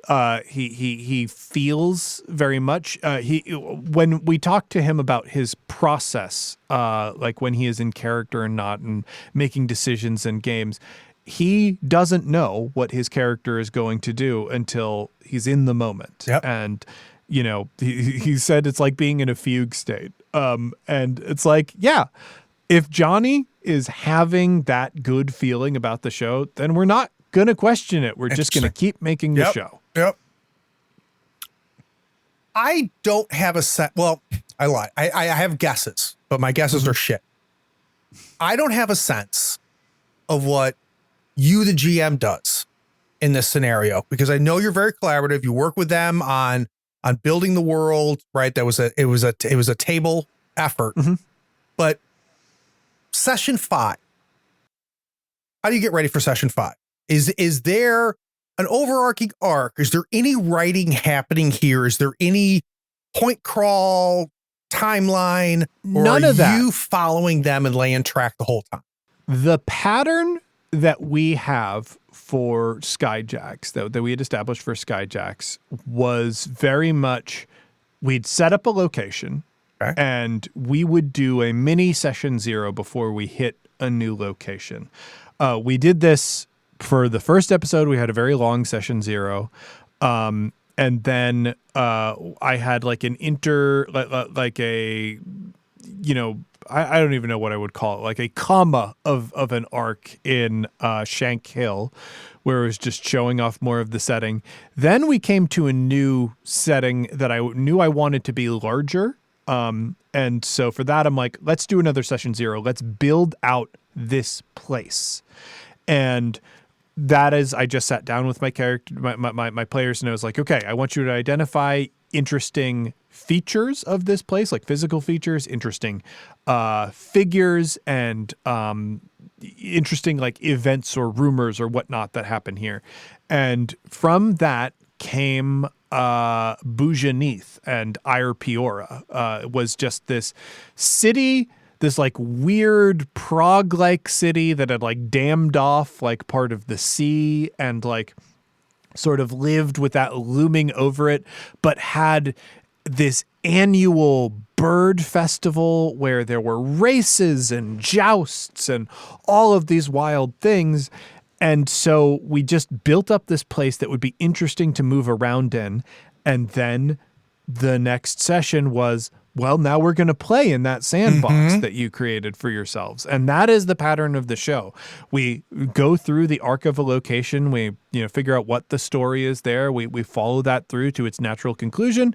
And then we shove off and move on to the next place. And that's how the show works. So really what it is, my players and I sit down for about an hour and we come up with a lot of fun ideas. And then the next several weeks are me showing them all of the cool ideas that they had.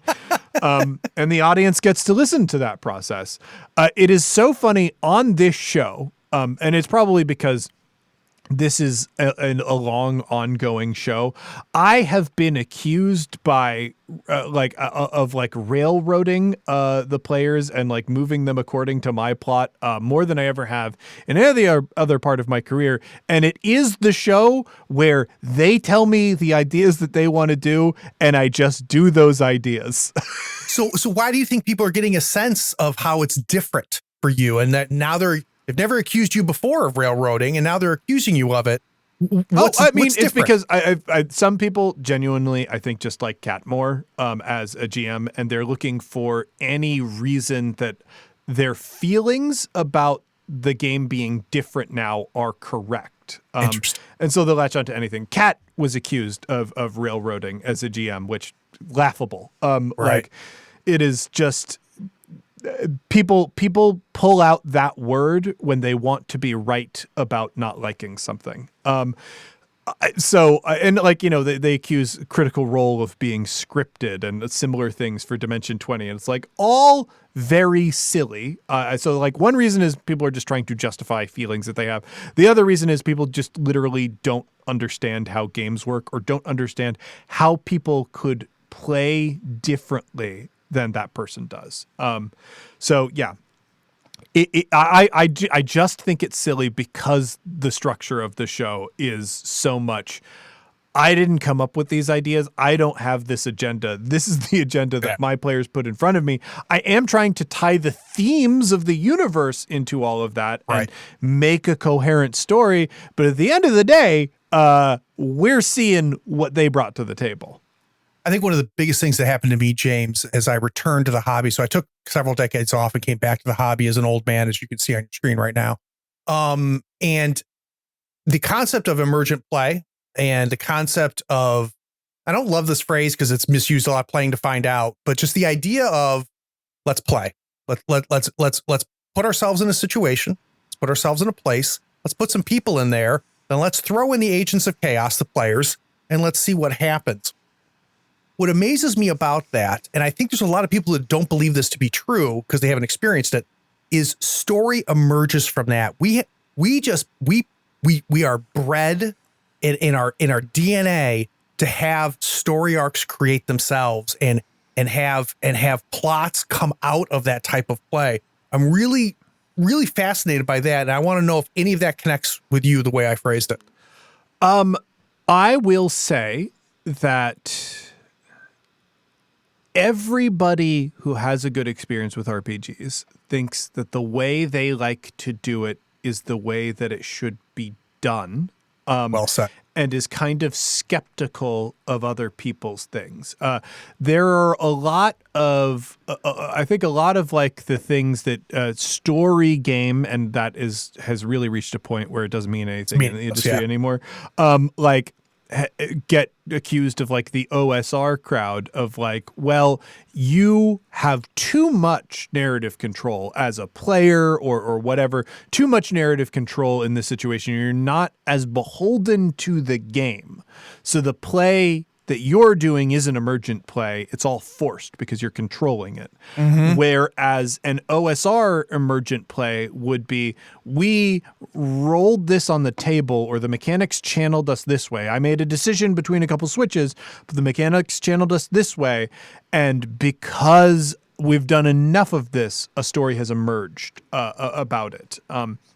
That's why a lot of OSR games have like a bit of a meat grinder thing, because it is those first, you lose half a dozen characters before one of them makes it to level 2, because when you finally get to level 2, the character won't just die all the time. And theoretically, there is the story behind all of that of like, I lost so many people and this character had the right roles in the right moment that it created a story.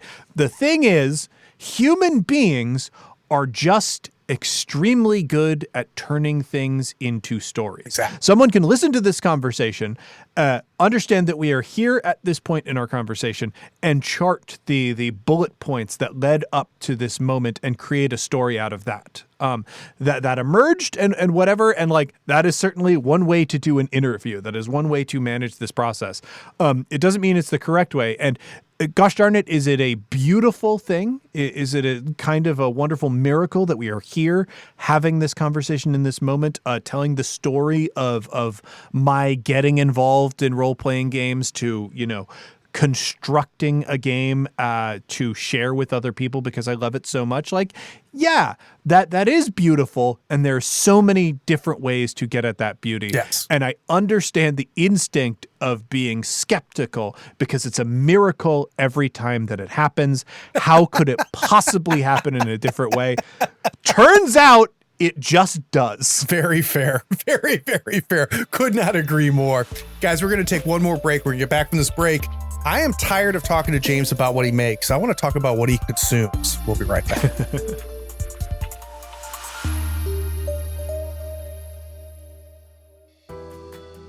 Hey, it's me.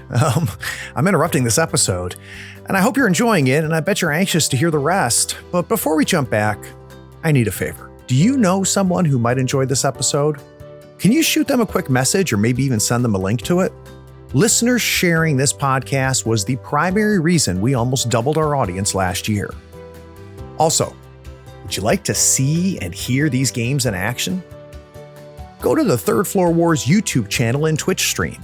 Our actual plays combine compelling role-playing, character-driven action, and system tutorials. We create great stories while lifting the hood and showcasing the game mechanics. Links to both are in the show notes. Okay, last thing, and I mean it. Have you rated this podcast on your pod platform yet? Maybe even written a short review? It is a simple way for you to be even more awesome than you already are. Okay, now I'm done. Let's jump back and listen to the rest of this episode.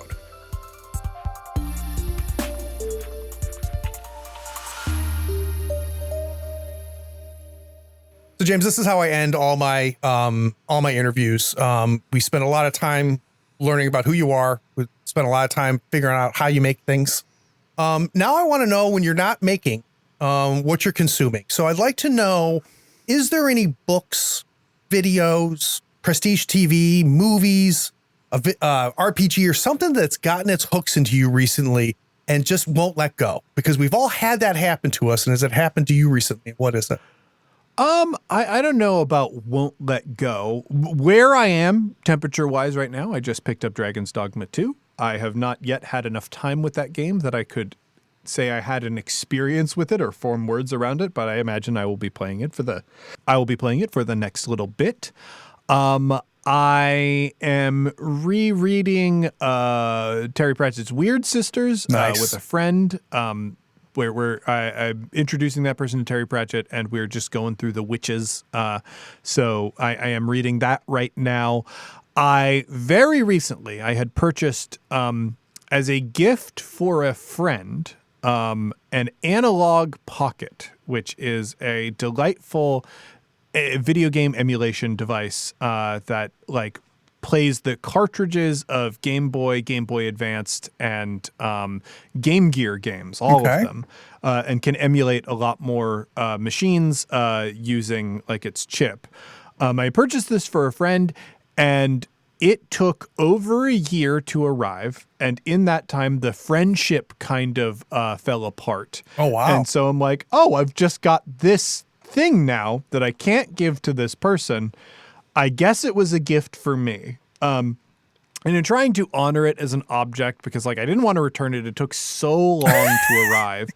And I have a principal opposition to selling it on eBay, because so many scalpers are selling these things for 2 or 3 times what they are worth. And that, I think that's very frustrating. So I'm just going to try and and appreciate this object. So I downloaded a bunch of old games that I had never got a chance to play, and I just wanted to experience them. And one of those games was Earthbound. And I played through the entirety of that, and it's a delightful little game that had some genuinely wonderful quality of life mechanics in it that don't exist in other JRPGs, and I kind of wish they had really caught on, because it became so pleasant to play. One of the things in Earthbound is you get random encounters like other RPGs, but after you've beaten the boss of an area, those random encounters will run away from you, and if you seek them out or fall into them anyway, there's a chance that you just auto win that battle. And you still get the experience for it and whatnot. So it makes the grind of leveling up so much easier and pleasant. It makes navigating spaces to go back and maybe get things that you hadn't picked up and you needed so much easier. It's just like such a good idea that it's crazy that it doesn't exist in these other games. And also the ending of that game, the final boss fight, is genuinely beautiful. Like, how so? It is. There are points during the game. The game has this kind of like tongue-in-cheek, metatextual sense of humor. There's a point in the game where the game asks you, hey, who's playing the game? Put your name in. And you do that. And like, it's just this weird thing of like, oh, this was a funny joke where the game just asked me my name, whatever. Then you get to the final boss fight. And in the final boss fight, there are 3 stages to that fight. And the first 2 stages you can kind of handle like a normal boss fight, but eventually hits the point where the boss has so many hit points that it doesn't matter how much damage you're doing. They're always going to be able to whittle you down. And at first I was trying to brute force it. And I leveled my entire party up to 99 and was like, great. I have the most power. Like, I'll finally be able to get my way through this. And I was still losing. And I was like, okay, I'm clearly not approaching this the right way. There is some trick to this. And it turns out one of the characters has a mechanic that has been useless the entire game called Pray. God. Where you just pray and it like heals like the smallest bit of health. So like you would never actually use it in a fight because you'd always be taking more damage than you'd ever be healing. And when you hit Prey in this final boss fight, it goes around and shows you all of the characters whose lives you've touched through the game. And they are just like, I hope those kids are doing all right now. Holy shit. That hits the boss for you. And you eventually you cycle through all the characters in the game and you pray, and it says your prayer goes into the void as there's no one there to receive it anymore. And I'm like, well, I still need to win this boss fight and it still has way too much. So I keep hitting the pray button and it goes, you send your prayer beyond the void, and it reaches out to the person who is playing this game. Oh my God. Because they want you to win. And they say, you know, they put your name on the screen, and like that hits the boss and like finishes the boss off. It is beautiful. That's a moment. It's a gorgeous moment. And this was like an NES title, like really, really cool stuff. Wow. Yeah, just a beautiful game. It is on. You don't have to go about it the way that I did. It is on like the Nintendo Marketplace. You can use it through their emulation tool set and play it on your Nintendo Switch, and I highly recommend it. It does have a bunch of like kludgy old RPG mechanics, but like overall, it's maybe like a 20 to 25 hour playthrough, 30 if you're being like really indulgent about it. But it is a gorgeous game. It is just so beautiful and so much fun. And I've been told that Mother 3, the what would be sequel to Earthbound that has not been localized, is even better as a game. So really, really interested in all of that. So, James, there's a lot of really cool things to do on a Sunday afternoon, including spending time playing Bluey with your brand new 2-year-old, or even playing Earthbound one more time. Yet you wasted 2 hours with me, and I want you to know how much I appreciate that. Well, that's so I can sell my goods and services. Listen to my podcast and buy my books, baby. Feed. Hey, you know that 2-year-old we were talking about? That 2-year-old needs a lot of food and medical care. And the only way I can afford that is if you buy my books. And everybody knows the routine. Scroll down. Everything that we talked about is in the show notes, including the games and what James has been grooving on. More important than anything, this is the end. You listen to the whole damn thing, and I appreciate you. Take care. Thanks for tuning in to another fantastic episode of Tabletop Talk. And a big thank you to James for joining me today. You can find out more about their work on oneshotpodcast.com. So when do you think you became a good GM? I'd love to hear your thoughts. Connect with me and let me know on Facebook, Twitter, Instagram, Blue Sky, or maybe even drop me a line at admin@thirdfloorwars.com. And don't worry, all those links are in the show notes and they're waiting for you to click on them. Now, you could do me a big favor and hit that subscribe button or maybe even leave a rating on this episode or this show. I bet there's one of your friends that would really have enjoyed listening to this, so why don't you share it with them? If you don't want to miss the next episode, I talk with Addison Goff about their game, Eureka Investigative Urban Fantasy. Happy gaming, friend. Hey, you know that thing that you've been thinking about making? Maybe it's a game or a piece of art or a poem you wanted to write. I bet it's been churning around in your brain and just waiting to get out. But guess what? You're done listening to this podcast, and today is a good day to create.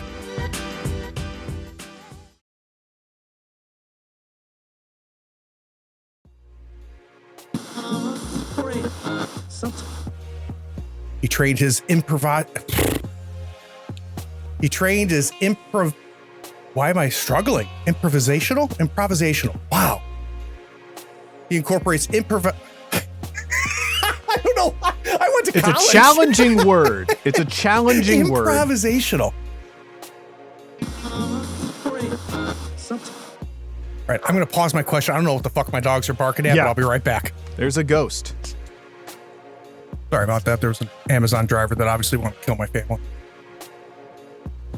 But we're safe now. Yeah. I know how that works. All right. My dog is old enough at this point that sometimes it's me that wants to kill the whole family. All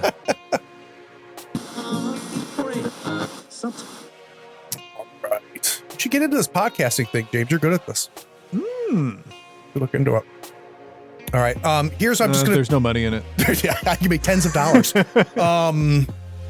Here's where I'm just gonna talk about shit that's been turning you on lately. Books, movies, video games, whatever it might be. We can talk about Bluey.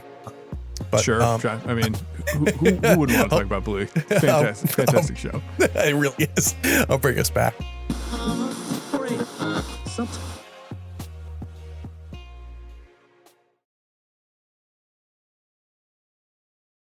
Oh, hey. Are you still here? Wow. Well, the episode is over, but if you're bored, why not go to patreon.com and support the show for as little as $1 a month?